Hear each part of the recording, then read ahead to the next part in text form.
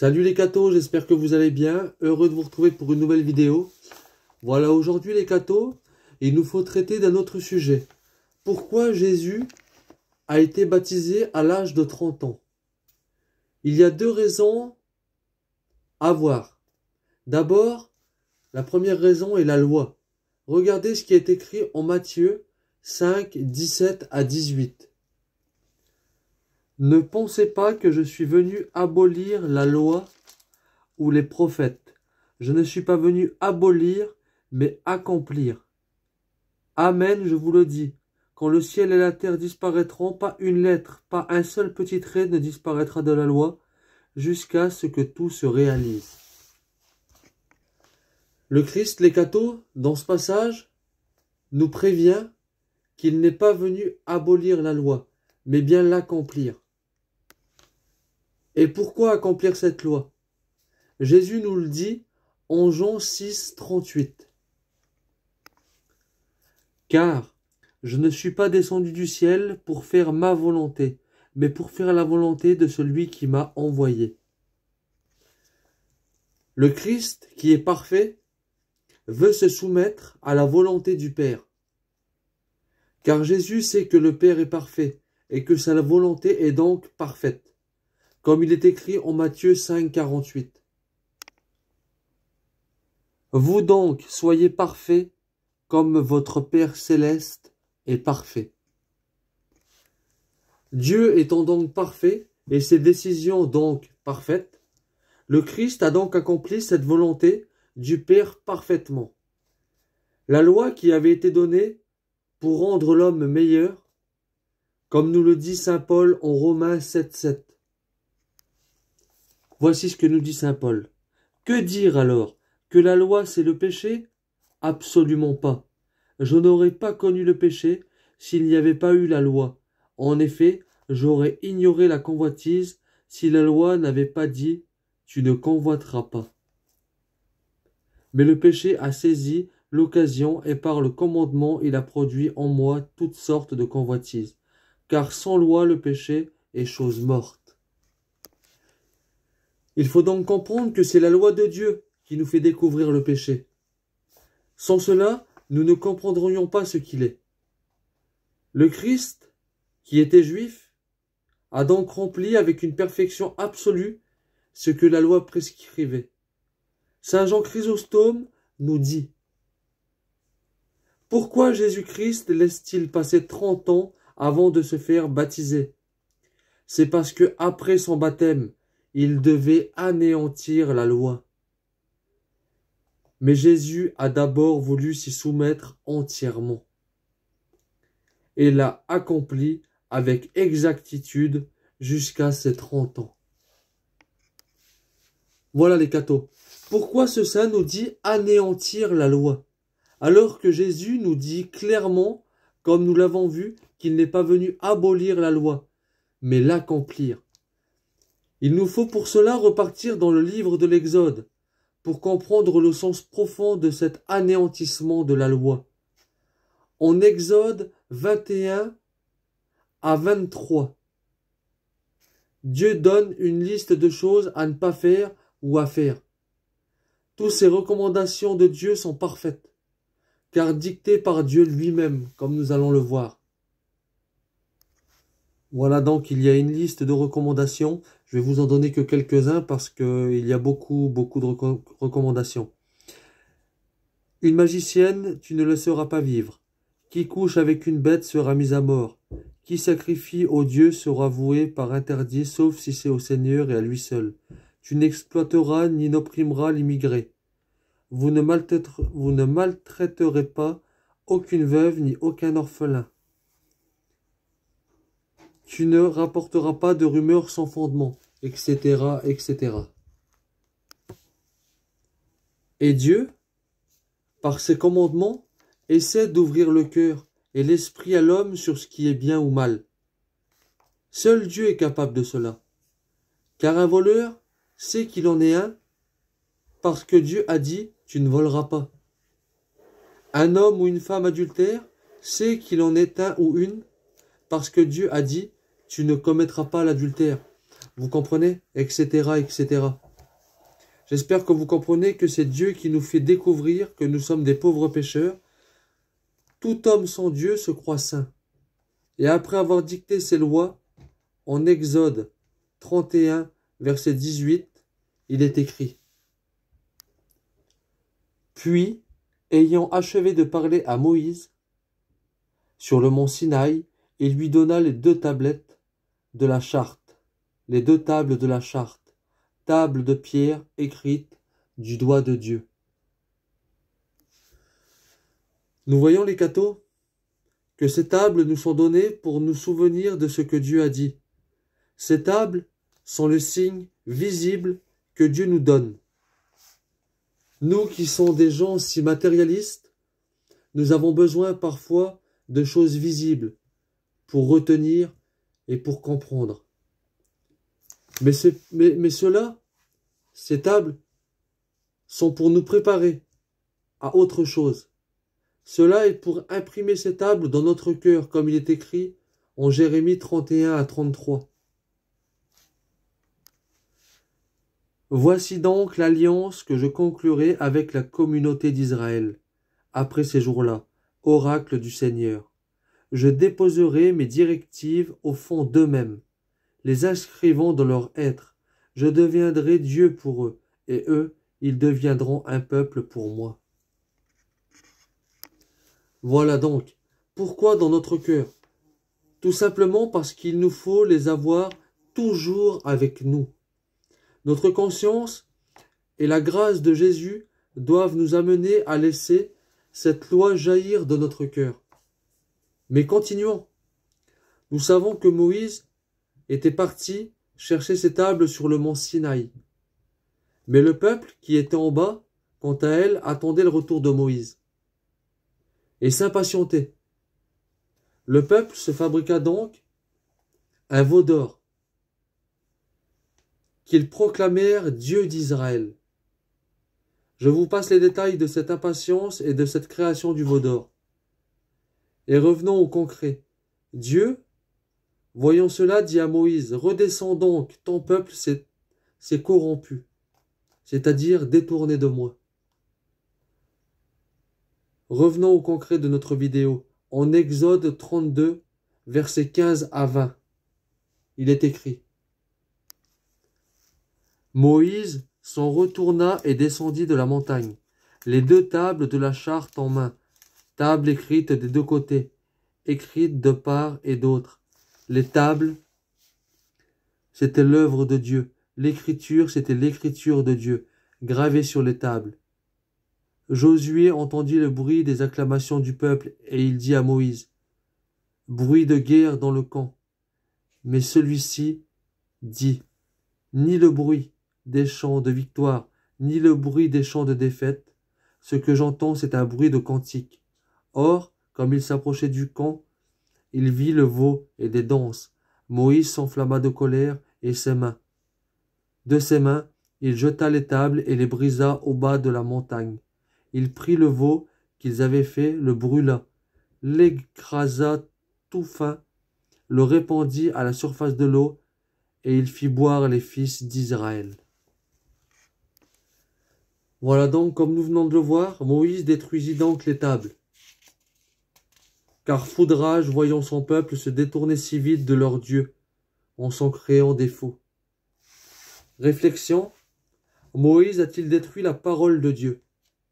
Bien sûr que non. La parole de Dieu est éternelle et n'est pas détruite parce que ces tables sont cassées. Par contre, il en a détruit le signe visible que nos yeux ont parfois besoin de voir. Conclusion: les tables, c'était l'œuvre de Dieu, l'écriture de Dieu. C'était l'écriture de Dieu gravée sur ces tables. Donc, c'est la loi gravée était donc parfaite. Cette loi était donc parfaite, gravée. La conclusion est que Jésus a accompli parfaitement ces 2 tables qui ont été brisées.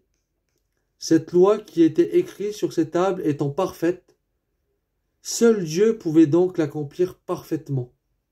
Alors Jésus n'a pas aboli cette loi, mais les a seulement accomplis. Alors, quel est cet anéantissement de la loi que nous parle saint Jean Chrysostome? Il nous faut pour cela repartir en Exode 34, versets 1 à 2. Il est écrit: Le Seigneur dit à Moïse, taille-toi 2 tables de pierre, comme les premières. J'écrirai sur ces tables les mêmes paroles que sur les premières tables que tu as brisées. Sois prêt pour demain matin. Tu monteras dès le matin sur le mont Sinaï, et tu te tiendras devant moi, là au sommet de la montagne. Voilà donc, nous avons vu que Dieu dit de tailler 2 nouvelles tables. 2 nouvelles tables de pierre, et que Dieu réécrirait les paroles sur ces tables. Pourtant, c'est bien Moïse qui réécrira lui-même sur les tables. Pas Dieu, c'est Moïse qui réécrira lui-même sur les tables, comme nous le voyons en Exode 34, verset 27. Il est écrit: Le Seigneur dit à Moïse, écris ces paroles, car c'est sur la base de ces paroles que je conclus avec toi une alliance, ainsi qu'avec Israël.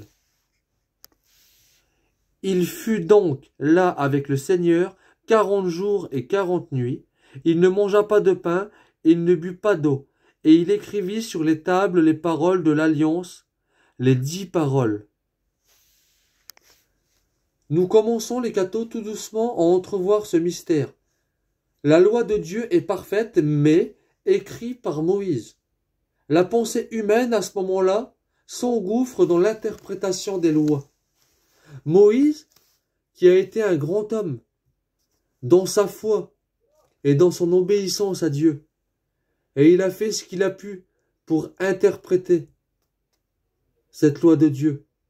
Surtout Moïse s'est adapté aux personnes qu'il avait en face de lui. La loi en elle-même était parfaite, mais interprétée par les pensées humaines, imparfaitement. Et en voici la preuve, les cathos. En Matthieu 19, versets 3 à 9, il est écrit: Une foule nombreuse le suivait, et là il les guérit. Des pharisiens s'approchèrent de lui pour le mettre à l'épreuve.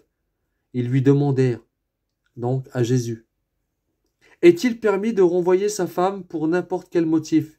Il répondit, n'avez-vous pas lu l'Écriture? Au commencement, le Créateur les fit hommes et femmes, et il leur dit, voilà pourquoi l'homme quittera son père et sa mère. Il s'attachera à sa femme, et tous deux ne feront qu'un. À cause de cela, il ne sera plus deux, mais un seul. Donc, ce que Dieu a uni, que l'homme ne le sépare pas. Les pharisiens lui répliquèrent, pourquoi donc Moïse a-t-il prescrit la remise d'un acte de divorce avant la séparation? Jésus leur répond, c'est en raison de votre endurcissement que Moïse vous a concédé de renvoyer votre femme. Mais au commencement, il n'en était pas ainsi. Or, je vous le dis, si quelqu'un renvoie sa femme, sauf en cas d'union illégitime, pour en épouser une autre, il commet un adultère. Vous voyez les cathos, comment Jésus redonne la parole de Dieu dans toute sa justice. Moïse, quant à lui, c'était simplement adapté, on va dire. Adapté à la dureté du cœur de ces gens, et a fait ce qu'il a pu. Nous avons vu là un début d'ouverture sur cette pensée humaine qui s'est introduite dans la loi. Mais continuons avec un autre passage en Jean 8, versets 2 à 11. Regardez. Jésus s'était rendu au mont des Oliviers de bon matin. Il retourna au temple. Comme tout le peuple venait à lui, il s'assit et se mit à enseigner. Les scribes et les pharisiens lui amenèrent une femme qu'on avait surpris en train de commettre l'adultère. Ils la font avancer et disent à Jésus, « Maître, cette femme a été prise en flagrant délit d'adultère. Or, dans la loi, Moïse nous a ordonné de lapider cette femme-là. Ces femmes-là. Et toi, qu'en dis-tu » Il parlait ainsi pour le mettre à l'épreuve, afin de pouvoir l'accuser. Mais Jésus s'était baissé, et du doigt il traça des traits sur le sol. Comme on persistait à l'interroger, il se redressa et leur dit, « Celui d'entre vous qui est sans péché, qu'il soit le premier à lui jeter la pierre. » Et il se baissa de nouveau pour tracer des traits sur le sol. Quant à eux, sur cette réponse, ils s'en allaient, l'un après l'autre, en commençant par les plus âgés. Jésus resta seul avec la femme en face de lui. Il se redressa et lui demanda, « Femme, où sont-ils donc? » Alors, personne ne t'a condamné? Elle répondit, « Personne, Seigneur. » Et Jésus lui dit, « Moi non plus je te condamne pas, va, et désormais, ne pêche plus. » Voilà les cathos. Encore une fois, ce passage nous montre que Moïse a interprété la loi de Dieu avec une pensée humaine que le Christ va rétablir. Moïse prescrit de lapider de telles femmes. Le Christ nous dit, « Moi non plus, je ne te condamne pas. » Moïse prescrit la lapidation, Jésus prescrit le pardon et la miséricorde. Voilà les cathos, nous arrivons à notre conclusion. Quand Saint Jean Chrysostome dit Jésus est venu anéantir la loi, mais a d'abord voulu l'accomplir. Il parlait simplement en l'accomplissant de faire tout ce qui est juste. Amener avec son humanité la loi à la perfection telle que Dieu la veut et l'a voulu. Quant à cet anéantissement, nous parlons simplement de ces pensées humaines, à cette interprétation humaine qui sont venues se mélanger au cours des siècles. Le Christ a donc anéanti tout cela pour finir par cette parole face à Jean le Baptiste. Matthieu 3, versets 13 à 15. Il est écrit. Alors Jésus, arrivant de Galilée, paraît sur les bords du Jourdain, et il vient à Jean pour se faire baptiser par lui. Jean voulait l'en empêcher et disait, « C'est moi qui ai besoin de me faire baptiser par toi, et c'est toi qui viens à moi ?» Mais Jésus lui répondit, « Pour le moment, laisse-moi faire. C'est de cette façon que nous devons accomplir parfaitement ce qui est juste. » Alors Jean le laissa faire. Jésus a donc fait tout ce qui est juste et a donc conduit au baptême tous les injustices du passé. Jésus n'a donc pas aboli la loi, mais l'a simplement accomplie parfaitement. En la dépouillant des pensées humaines pour la ramener à l'immense miséricorde de Dieu. Voilà la première raison du baptême à 30 ans de notre Seigneur Jésus-Christ. Pour la deuxième raison, il faudra attendre la suite. Il faudra attendre une prochaine vidéo, les cathos. Voilà les cathos, j'espère que ma vidéo a été assez simple. J'espère que vous avez compris le message de cette vidéo. On aurait même pu aller plus loin si on aurait eu plus de temps.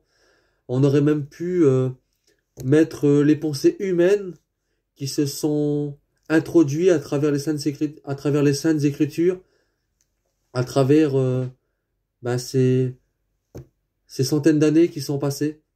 Cette pensée humaine qui aujourd'hui a créé tant de religions, cette pensée humaine qui a détourné tant de gens de l'Église catholique. Mais cela, ça sera peut-être une explication pour une prochaine vidéo. Aujourd'hui, nous n'étions pas là pour cela. Voilà, j'espère que cette vidéo vous a plu. N'hésitez pas à vous abonner. N'hésitez pas à la partager. N'hésitez pas à mettre un petit pouce bleu. Allez voir sur le groupe Facebook Salut les cathos, où on fait des petits partages bibliques, où on peut mettre des demandes de prière, etc. Voilà. Et je vous dis à une prochaine vidéo.